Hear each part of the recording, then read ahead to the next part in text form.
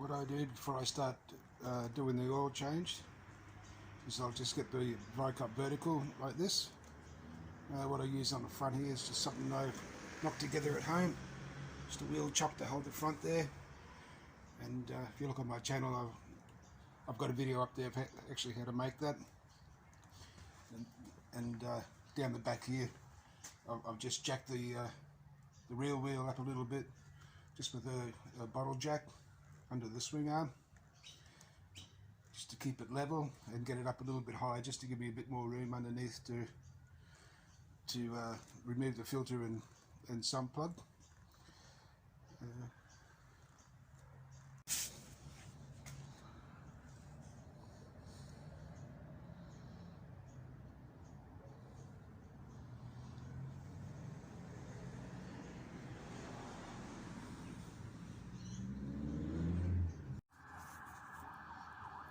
So if you don't have any means of standing your bike up vertical like this, you can do your oil change on the side stand. But when it comes time to take your sump plug all the way out and your oil filter off, you do that in side stand, and then stand your bike up vertical. Just sit on it for a few minutes, just to let all the oil run down to the like out of your clutch cover side and down to your sump and then out the hole. So next you want to just crack the sub plug bolt, which is this one right here, the 13mm ring spanner. Okay, so we've cracked that. Now that's come loose, and then the oil filter is just directly here behind it, and that's a 17mm. 17mm on there. Just crack that. Okay, so we know that they're both going to come loose. And the next step from here is to warm the engine up a little bit, and then we'll drain the oil out of it.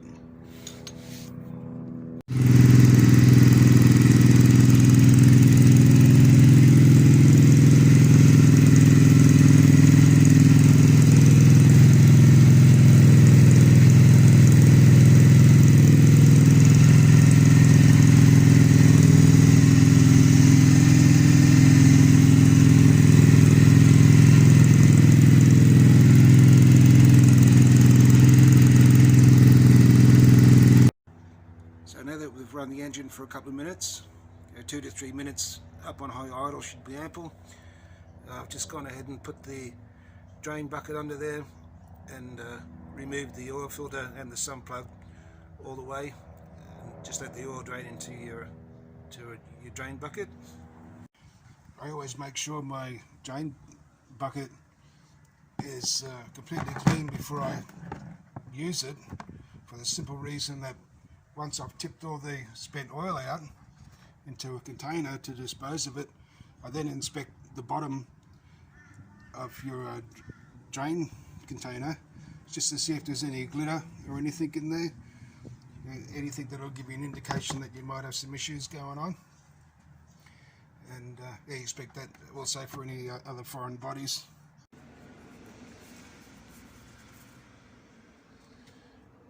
So over here we've got a selection of a few different oils, ranging from your cheaper, more expensive, and then this one here is actually about $100 for a 4-litre container.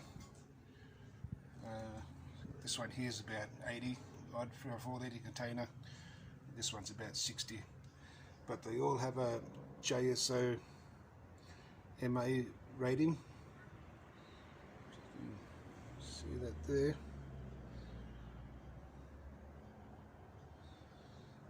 And then the castor oil that Triumph actually recommends, and it'll say it on the back here, somewhere around there, recommended in all Triumph 4-stroke motorcycles. But if you have another look at the front here, you can get caught out by this Castrol Power One racing oil, because they're not all the same. the containers look very much alike, but down here where it says your 10W40, they also make a semi-synthetic, and the 10 where it says 10W, that'll actually be in a red background, so that one will be a lot cheaper, but it's a semi-synthetic oil. Whereas all of these ones here, they're all a full synthetic oil. Now for your filter, what I put on last time was this K&N filter. Its part number is 204-1. The -1 gives you that nut there on the end, and just the 204, it doesn't have that. These other filters by RP Performance Parts, they're a good filter as well, and they have the same part number, RP204, but there is no -1, but they still have the nut on them, the same as the -1 K&N filter has. So that's what I use rather than buying a genuine Triumph filter.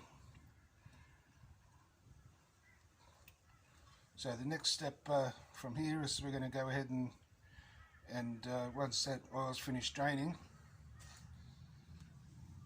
we're going to go ahead and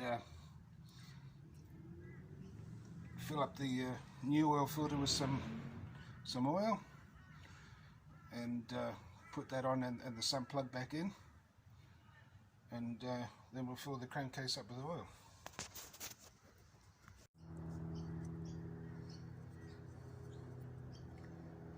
So what I've done now is I've inserted the sump plug with the new aluminium washer,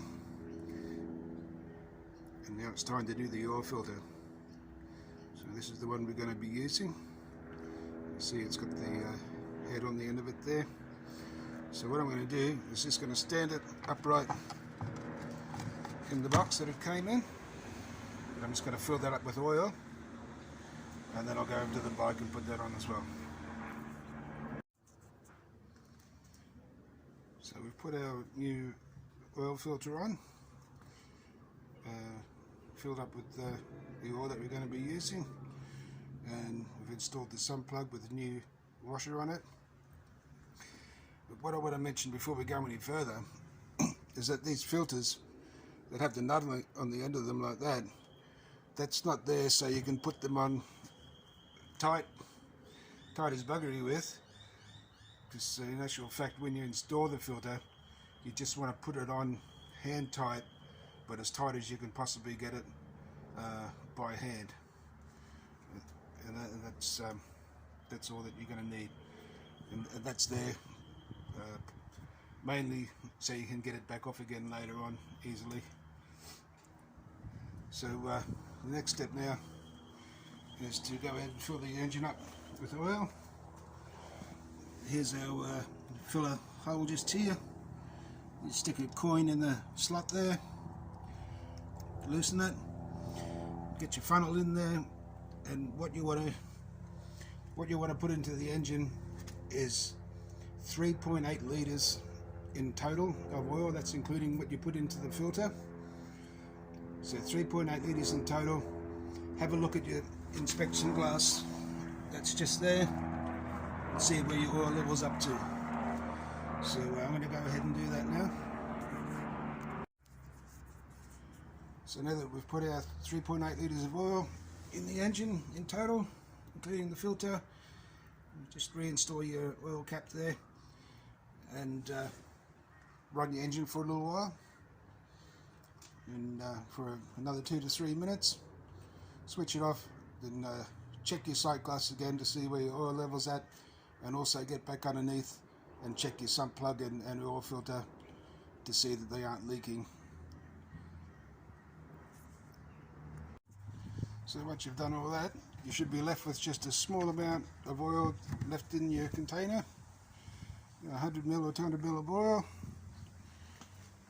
And before you go out riding, if you haven't already done so, now's a good time to get your oil can out, and your oil or your Ford controls, foot pegs, stand, and whatever else you can find there that might need a drop of oil,